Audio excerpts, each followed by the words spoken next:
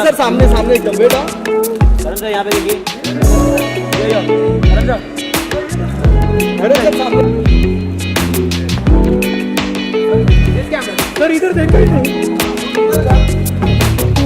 श्वेता जी duty है श्वेता जी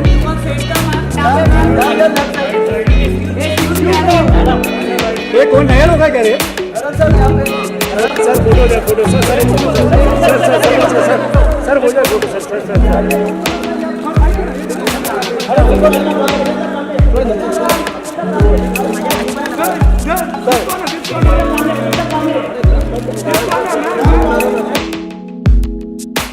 Hi, good evening, and a very warm welcome to all of you. We are friends and family of Sweta's in the house, and this is a wonderful, wonderful house full of love. So I have to say that I invited myself to host the proceedings. Sweta is very shy and never likes to ask anyone to do anything for her. But I invited myself because I'm mainly a host and I just direct whenever I get some free time. And so I decided to do this because I love and adore Sweta and I have grown up with her. Both of us grew up and we got really close as children because we had one common factor. That was the bullying of Abhishek. We were both bullied, though we were both much older than Abhishek was. And I think Auntie Jaya will tell us more stories than what she might remember. But I remember that we actually bonded when we were both tied to a tree trunk while the others were playing. Why we were tied to that tree trunk, only Abhishek will be able to tell you. And when I turned up to Sweta's birthday party in a Superman costume, though there was no theme that particular day, my mother, of course, was misinformed and sent me looking like Superman. So I have many, many memories of Sweta. But what I do know about Sweta is that she is an exceptional, exceptional talent. She's always stayed away from the spotlight, though everyone who's close to her and knows her well knows that possibly the best actor in the family is Sweta. Her ability to tell a story, her ability to narrate an incident, her ability to mimic many, many leading lights of the film industry, which they may never know of or never see because Sweta is that shy. But I always knew that she was talented, exceptionally astute, amazingly observant, and actually has a sense and an ability to write so beautifully that I knew, and I was not surprised the day I knew that she turned columnist, and then finally she turned author. When I read Paradise Towers, I knew that it was really a huge loaf of life, not just a slice, but a loaf of life. Everything that she's keenly observed, having lived in Delhi, having lived in Mumbai, having traveled the world, and mainly the way she addresses the characters, the way she actually points the nuances of human behavior is all there. Apart from that, her exceptional wit and her storytelling expertise is all there for you to see. Sweta, I wish you all the best for your debut venture into the literary world. And I'm sure that there will be many, many more, and you will do your father and your grandfather tremendously proud. Give it up for Sweta Bachchan, Nanda, ladies and gentlemen. And of course, who better than her iconic and legendary parents to do the honors today?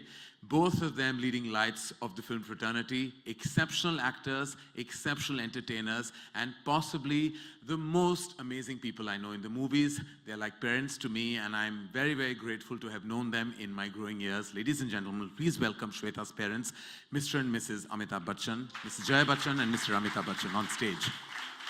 Feeling at this moment. Thank you, ladies and gentlemen, for having us here.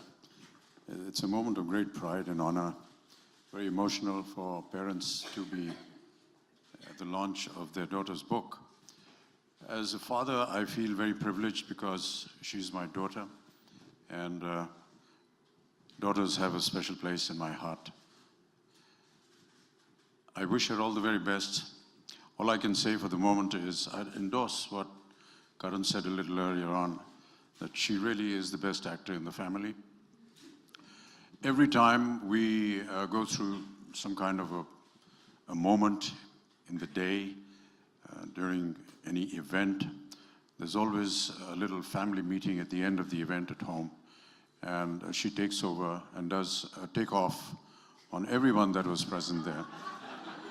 I do look forward to this evening when she will do a takeoff on tonight's event. She's also very perceptive about observation, and I do rely on her many a times, as does the rest of the family, on many incidents that may happen within the city, within the home, within the country, within the world. She has an opinion. Many a times we discuss, I do, the outcome of a film that I may have done or a film that she may have seen. And I have to say that she's always been right. When she says that a film is going to do well, it does well. When she says it's not going to do well, it turns out exactly right. So many a times I have begun to share some of my scripts. I'm afraid I couldn't do many of them earlier on, and I want to be excused for that. But recently, though, she has been extremely helpful, very perceptive in giving me ideas and thoughts on what I was working on. I can only give you my love and my blessings, Sweta, and thank you so much, all of you, for being here today to encourage her to grow, not just as my daughter, but as a woman and as a lady. Thank you. Thank you.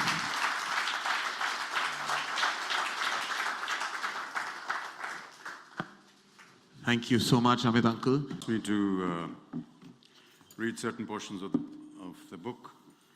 She wanted me to read the prologue. I'll do a bit of that, and then a small portion inside the book as well. So in a leafy Mumbai suburb, on the very turn of a U-bend, stood the handsome structure of Paradise Towers, a residential building built in the late 60s as the last word in modern convenience. By modern, the builders meant that it had an elevator with a designated liftman and a garden that most bungalows would be envious of with its designated gardener. Over the years, other more modern and loftier structures came up in the area, dwarfing Paradise Towers. However, none could compete with its clean lines, meticulous planning, which kept it from flooding during the rains or its residents. The building stood a few meters from the beach, and depending on the time of day, it enjoyed either a balmy breeze or the stench of drying fish. The road it stood on was more a bylane that rarely saw any traffic besides the random vegetable vendor and fisherwoman who, with their baskets on their head, crossed over to their fishing village via the building twice a day. The facade of the building was vanilla white and got a new coat of paint every 5 years. On it was painted in bold brick red letters, Paradise Towers, vertically, with the S in the towers dangling just above the balcony on the first floor. That was another one of its unique features, whereas the buildings around Paradise Towers were painted steel grey. Their windows tinted black. Paradise Towers boasted a substantial balcony for every road-facing flat. It was a building law that the occupants were not allowed to hang their drawing on the balcony. So as the years went on, it retained its aesthetic appeal, while the places around it got cluttered and messy. The entrance was a wrought iron gate with arrowhead bars secured by a sickle lock mechanism. A smaller pedestrian gate was attached to it and was most often used by visitors and residents alike. A metal-sheeted guard's cabin stood outside the gate, though its inhabitant preferred to sit outside it on a folding chair, his register and desk fan jostling for space on a rickety stool in front of him. A wide concrete driveway led to the ground floor, where in the maze of pillars that defined the parking spots stood the elevator. A staircase, right by the lift, wound its way up the building, every even-numbered set of stairs being followed by a landing. The elevator was placed so that it divided every floor in two, with a flat on each side and a small lobby in front of it. The staircase also allowed access to each floor, and the substantial terrace, accessible to and all used by everyone for the drying of clothes, housing of water tanks, and the electrical room, and where all the staff gathered to moan about salaries and to gossip. Rarely in the spring, the building children would go up there to fly kites, but as the years wore on, the more modern modes of play were invented, the children lost interest. The flats were spacious and airy with large windows that let in the sunlight. They each had a small kitchen, staff quarter adjacent to it, and 2 bedrooms. The garden downstairs was lush and lined with bougainvillea creepers on the boundary wall, which spilled onto the road, shedding petals and carpeting the street pink. Well-tended flower beds with seasonal flowers ran all over the circumference of the garden, breaking only at its entrance, and a mud path ran alongside for those who wanted to walk. Palm trees flanked the driveway on one side, and there were talks of installing a water fountain, which was then scrapped in favor of leaving the driveway with a roundabout used for potted plants and a seating spot for the maids to keep an eye on their wards, who often played in the garden. The residents of Paradise Towers were an amenable bunch. They all interacted with each other, and the children were constantly in and out of one another's flats. The women had a committee which organized Diwali and Christmas parties yearly, and once even a 70th birthday party. They were fast friends and sworn enemies, but seldom any grave unpleasantness. Nothing dramatic ever happened at Paradise Towers, or so you might think. Of course, appearances can be very deceptive.